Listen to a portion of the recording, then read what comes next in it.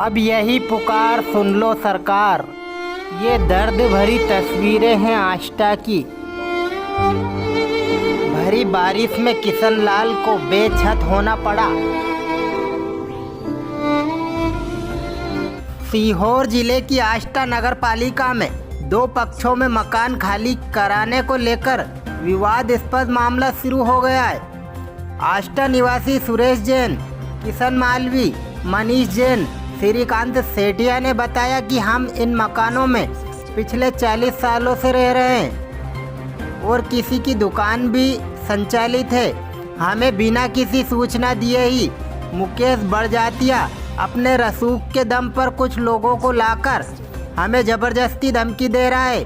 किशन सिंह, मनीष जैन जहां रहते थे वह मकान तोड़ दिया है। इसका मामला न्यायालय में अभी विचाराधीन है।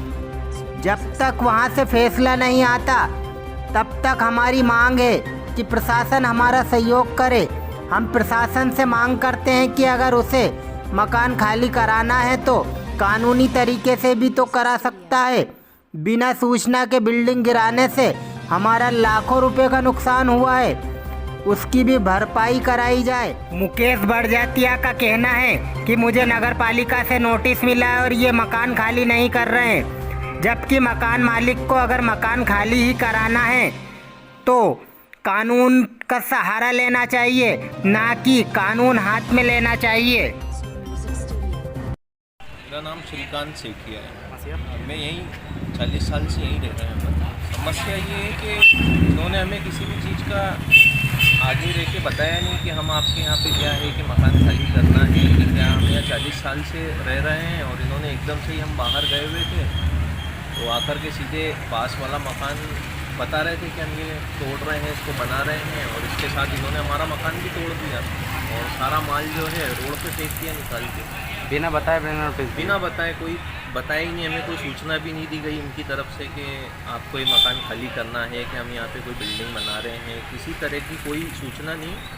कितने साल से रहते हैं आप इस बिल्डिंग में? हमें यहाँ पे 40 साल हो गए रहते रहते।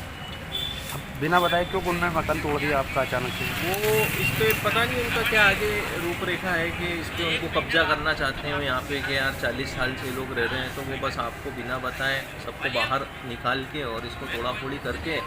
अभी उनकी बीजेपी में थोड़ी सी नेतागिरी है तो प्रशासनिक दबाव भी उन्हीं की तरफ है। उस तरह से उन्होंने एकदम से आकर क्यों ये करा है। कितना नुकसान हुआ आपका? इसमें हम नुकसान तो बहुत हो गया। इसमें हमारा काफ़ी सारा माल रखा था अपना, क्या है, टाइल सैनिटरी का काम है, नल फिटिंग का सामान है, अपनी गाड़ियों के स्पेयर पार्ट्स वगैरह, मोटर पंप के पीतल के बूश बेरिंग, ये सब थे। मतलब सारा इन्होंने रोड पे फेंक दिया, किसी भी तरह की कोई रियायत नहीं करी। माल अंदर ही रखा था और मकान पूरा गिरा दिया उसके ऊपर। और आधा माल तो यहाँ से लूटपाट ही हो गया, मतलब कुछ हाथ ही नहीं आया। तो हम गए पुलिस थाने रिपोर्ट करने, तो वहाँ से उन्होंने 2 जवान भेज दिए कि आप जाओ और वहाँ पे देखो। उन्होंने कोई कार्रवाई नहीं की। उन्होंने बोला हमारा कोई मैटर नहीं है इसके अंदर पुलिस का, आप जाओ SDM साहब के पास जाओ। हम इधर उधर भागते तो शाम तक जो हमारा थोड़ा बहुत माल हाथ आया वो हमने समेट लिया यहाँ से, और बाकी उन्होंने पूरा गुंडागिर्दी के दम पे तोड़ दिया। नहीं, मुझे तो ऐसा कुछ भी नहीं लगा, क्योंकि जिस दिन मैं पुलिस थाने गया अपनी रिपोर्ट लेकर के लिखाने, तो उन्होंने वहाँ से सिर्फ फ़ोन लगाया, हमारी रिपोर्ट भी दर्ज नहीं करी, और उन्होंने 2 पुलिस वालों को बस बोल दिया कि आप वहाँ जाओ और देख लो। वो यहाँ आके खड़े हो गए, उन्होंने तो कुछ भी नहीं करा। उनके सामने उन्होंने 2-3 दिन तक कंटिन्यू इसको तोड़ा। एक दिन में तो टूट भी नहीं सकता था, 3 दिन तक इसको तोड़ फोड़ के पूरा एक कर दिया। और हमें यहाँ गाली गलौज कर रहे हैं। हम उनसे बात करने आए तो कि आपसे हुए जो कर लो आप। मैंने कहा मैं थाने जाके रिपोर्ट लिखाऊंगा, तो बोले आपसे जो बने हो आप कर।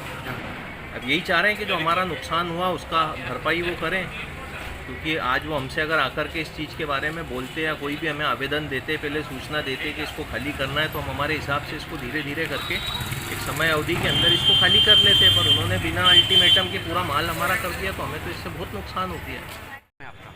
मेरा नाम सुरेश जैन। मेरे को ये समस्या है भाई साहब कि मुकेश बड़जात्या 8-10 गुंडों को लेके आके, जिसकी हमने कंप्लेंट भी कर रखी है थाने के अंदर, इसने बलपूर्वक अपनी दादागिरी के द्वारा बिना अनुमति, बिना कानूनी कार्रवाई का पालन करते हुए ये पूरा मकान, मेरा भी जो है 2 मकान तो तोड़ी दिए इसने पास वालों को, और मेरे मकान की भी छत जो है क्षतिग्रस्त कर दी इसने पूरी दादागिरी पे। और हम लोगों ने कम से कम 8 रोज़ से हम पूरे प्रशासन में रोज़ इधर से उधर हाथ पैर मार रहे हैं, पर अभी तक हमारी आज की तारीख में अभी तक भी कोई सुनवाई नहीं हुई है। मुकेश भट्टाचार्य द्वारा हमें धमका दिया जा रहा है, मतलब रोज़ वो आदमी को भेज के हमें धमका रहा है कि आप मेरे पीछे पड़ोगे या मेरे खिलाफ़ आप कार्रवाई की मांग करोगे तो मैं आपका कुछ भी जान माल का भी नुकसान कर सकता हूँ, ये ध्यान रखना। मेरे पास बहुत सारे गुंडे हैं, वो आज भी तरह तरीके से हम जो भी लोग साथ में घूम रहे हैं उसके खिलाफ़ जो भी हम मतलब जहाँ भी थाने में जा रहे हैं, SDOP साहब के पास जा रहे हैं, बाहर हम पुलिस बल बुला रहे हैं थाने से और उसकी 100 बुला रहे हैं और उसकी कार्रवाई ये गुंडागर्दी रोक रहे हैं, तो वो हमको जान की कहने का मतलब जान से मारने की धमकी दे रही है। कभी भी हमें कोई भी नुकसान हुआ, ये जो भी हम लोग इसके टीम में हैं, कोई भी हमें नुकसान हुआ तो उसकी पूरी हमारी जवाबदारी जान माल की मुकेश भट्टाचार्य की होगी, उसकी मतलब उसके खिलाफ़ प्रशासन को कार्रवाई करनी पड़ेगी। अच्छा, ये मुकेश भट्टाचार्य है कौन? मुकेश भट्टाचार्य ये क्या है कि असल में कि जैसे ये मकान हमारा जो है मुझे मनोज भट्टाचार्य के नाम से रसीद मिलती है, पड़ोसी को सनत भट्टाचार्य के नाम से रसीद मिलती है, ऐसे तरह तरह से हमको रसीद मिलती है वर्षों से। अब हमें ये मालूम ही नहीं है कि मुकेश भट्टाचार्य हमारा मकान मालिक है। अब ये ऐसे अवैध रूप से इस बिल्डिंग पे कब्जा करना चाह रही है। प्रशासन को ये नगर पालिका का फार्मर आर्डर बता रहा है कि मेरे को ये जीर्ण शीर्ण अनुमति मिल गई है इसको तोड़ने की, जबकि नगर पालिका ने ये कि मकान खाली करो ये अनुमति ये बोला है इसको, पर ये सबको गुमराह कर रहा है। यहाँ तक कि अधिकारी तहसीलदार साहब वगैरह जो भी आए सबको गुमराह करके ये युद्ध स्तर पे तोड़ा फाड़ी कर रहा है। तो इस पर रोक लगाई जाए, इसके पहले तो तोड़ फोड़ पे, और जो इसके खिलाफ मेन जो ऐसा जैसे आज हमारी छत की साइड से इसने तोड़ दी तो अंदर मेरा सामान रखा हुआ है उसमें नुकसान हुआ है, तो उसकी हर्जाना इससे दिलाया जाए पहली बात तो, क्योंकि केस तो अभी चलेगा वर्षों तक। अब ये इन दो किशन मालवीय जी का हो गया या ये मनीष सिंह जी का होगा, इनका केस चलेगा। इनका ये बापड़े ये तो इतने गरीब हैं कि ये मतलब कोर्ट में वकील भी नहीं कर सकते इनका पर्सनल, तो अब इनके नुकसान का और इनका क्या होएगा। इनको भरी बारिश में सब सामान बाहर फेंक दिया, इनके नुकसान का जवाबदार कौन, क्योंकि इनके पास तो इतना पैसा भी नहीं है कि वकील करने हैं।